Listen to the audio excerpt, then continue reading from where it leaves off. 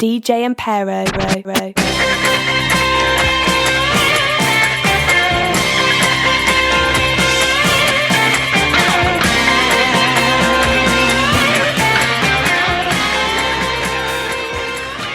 That we're here at Volume Music Bar with the legendary DJ Amp. Hey, what's going on? Because I think I always pronouncing it wrong. How is the right way to pronounce DJ? It's DJ AMPERO. See, I say AMPERO. That's him. So, where did the name come from? Actually, it's a shortened version of my the original name I chose for my DJ name, which was ampersand, and that's the symbol on top of the 7 on your keyboard. And yeah, it's kind of a long story behind that name, but it's just yeah. Oh, all right. Well, I used to read this comic called Why the Last Man, and one of the protagonists was a monkey called Ampersand, and he was basically Y's right hand man.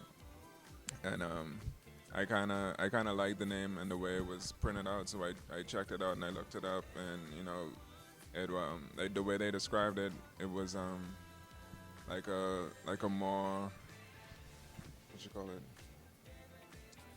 like a more closer relationship between two things, like music and life, and things like that. So I liked it and I kind of stuck with it.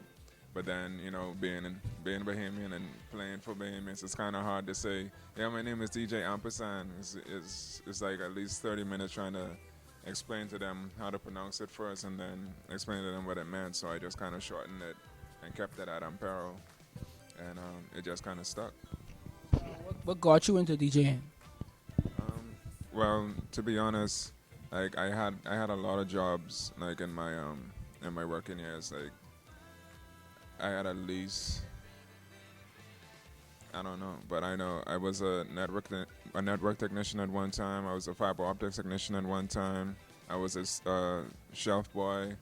I used to work in a bookstore and like all these other things. But and like all those jobs that the max they lasted might have been 2 years. But I've been DJing for, this would be my 10th year because I started in 2005.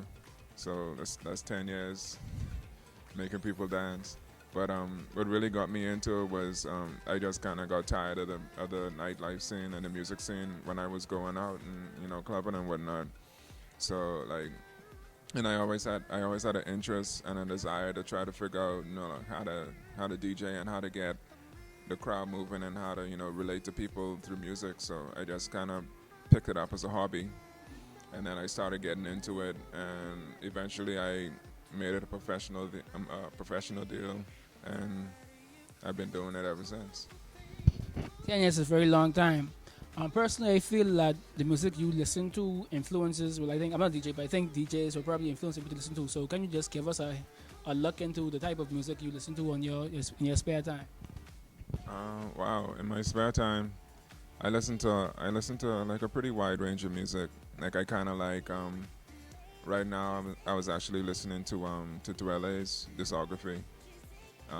It's like from D'Angelo dropped his Sugar Daddy. I've been kind of listening to some more funk and soul stuff like just recently, but usually I'll be listening to anything between orchestra music, like classical stuff, jazz, some ambient music, a lot of instrumental stuff from upcoming producers and all that. And like I would always try to keep a close ear to like what's really trending in pop music, and then kind of do a back catalog on whatever the band is, to try to figure out what their sound is. So like I don't really have a staple to what I listen to regularly because it always jumps. And you would describe your DJ style or the sound. What would you call it if you could describe it? I don't know if I could. I don't know if I have a concrete way of saying exactly what it is, but whenever I approach a DJ set or a DJ gig, like I try to approach it like having a conversation with everybody in the bar. Like when people go to bars, for example, like when people come to Volume, like usually they just want to get away from whatever they do in the day or whatever they do in the week. Their 9 to 5 cycle and all that. So it's just a mini escape for them most of the time, and I try to help them with that, and I try to figure out like will get them to really, let loose and just vibe out to whatever I'm playing or whatever everyone else in the bar is, vibing out to.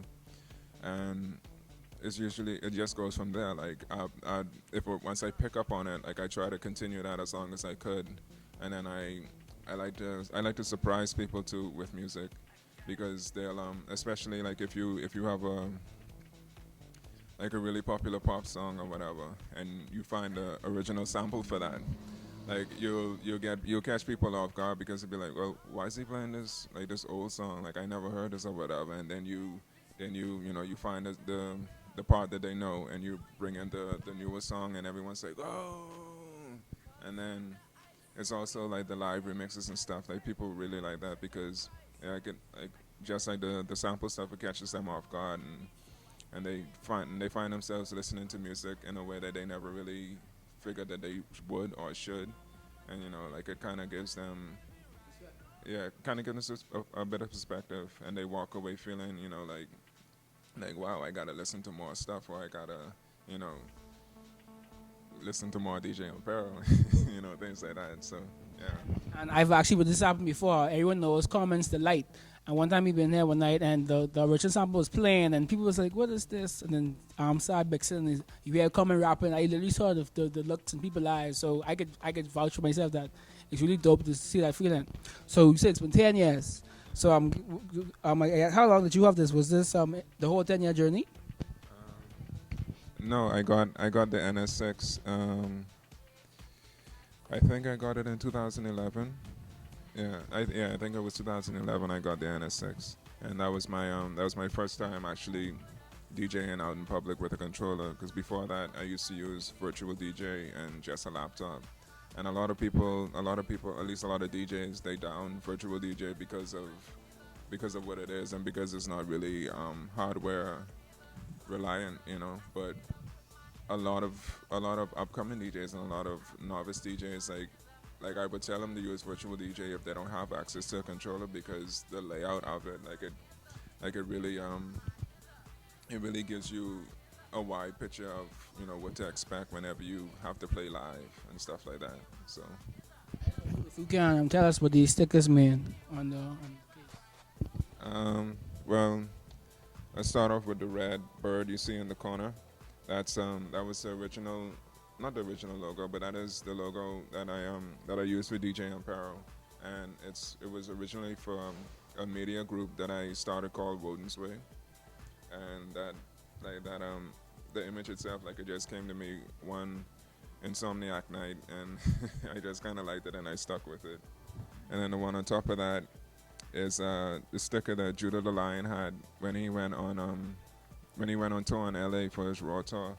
Like, he got that sticker in LA, and the group at least the group that financed that, Know It Wonders, like, I'm a crucial member of it, and so it's more like a keepsake. And this Bahamian Life thing, I just got it because I thought it was cool, and I felt like if I ever had to travel abroad, like, I would want people, to see that and let them know that, you could actually get good DJs in the Bahamas. And the Creative Nassau thing, that's the logo for Pam Burnside and her creative team, and they try to do some stuff in terms of arts and crafts in the Pompey Square, I think every last Friday of the month. So you could just check them out, or you could just check out Palm at Don't Collect. And yeah, I don't think you could see the other stickers, but I have one for the Truth, and yeah, and I think that's it. Just to mean Judas band the truth, or all right. And you mentioned No Hit Wonders. If you can, whatever you can say about No Hit Wonders, just let the world know what exactly is No Hit Wonders. Well, Know It Wonders is a collective of people that we try to bring to light, subculture, and just an abstract way of looking at nightlife and the arts and the lifestyle that goes along with it. And we did a concert a couple of years ago, the Secret Concert, and we had a few parties scattered here and there, and we had a summer series at the now closed 25 North, and just a little hush hush thing. We have something planned for the summer that I think people are really gonna be blown away by. Before we let you go, yeah, just let the world know how can they get in contact with if they want to book you or they just want to see you play. Where can they see or hear DJ Ampero? Ampero, sorry. But you could see me, you could have me play, or at least come to watch me play like every Thursday here at Volume. I'm here from 11 until closing every Thursday. You could connect with me at it's AMPERO, and that's on Twitter, Facebook, Instagram. Yeah, like all the major networks. They try to keep the same name. Or you could, yeah, and then if you search SoundCloud and Mixcloud, you could have some stuff that I did and some mixes that I put up on the internet. But yeah, like, Yeah, if you want to hear DJ Amp, just come here on Thursdays at Volume. This has been Who Dat. I said uptown funk you up, uptown funk you up, uptown funk you up.